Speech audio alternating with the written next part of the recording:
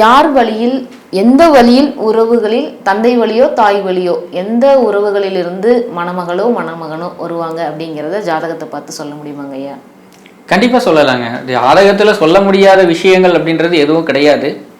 அதே மாதிரி தந்தை வழியிலிருந்து வராங்க, தாய் வழியிலிருந்து வராங்கங்கிறத தாண்டி அதுலேருந்து ஒரு திருமண வாழ்க்கையை முடிவு செய்யறதுக்கு ஒரு வரன் எடுக்கிறோம் அப்படின்னா அது ரீதியில் பிரச்சனை வராமல் இருக்குமான்னு முதல்ல பார்க்கணும்.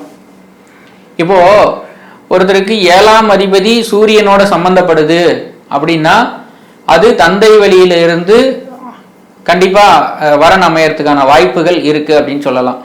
அதே மாதிரி 7ஆம் அதிபதி சந்திரனோட சம்பந்தப்படும் பொழுது தாய் வழியில இருந்து உறவினர்கள் மூலமா ஒரு வரன் பார்க்கலாம் அல்லது எடுக்கலாம் அப்படின்ற ஒரு விஷயத்த நம்ம இந்த இடத்துல சொல்லலாம், ஆணித்தனமா சொல்லலாம். ஆனா தந்தை வழியில் இருந்து நீங்க வரன் பார்த்து நீங்க அமைக்கும் பொழுது அந்த சூரியன் பாதிக்கப்படாமல் இருக்கணும். இங்க பாருங்க, 7ஆம் அதிபதியை தாண்டி சூரியன் பாதிக்கப்படாமல் இருக்கணும்.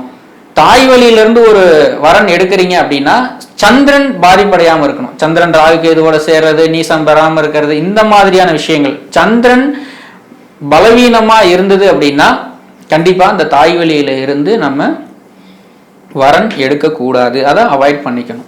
இதுதான் சிம்பிளான லாஜிக். உறவுகளில் திருமணம் பண்ணால் சிக்கல்கள் ஏற்படுறதுக்கு இது நீங்கள் சொன்ன ஒரு ஜாதக அமைப்பு மிக சரியான முறையாக இருந்தது. நன்றிகள். நன்றி.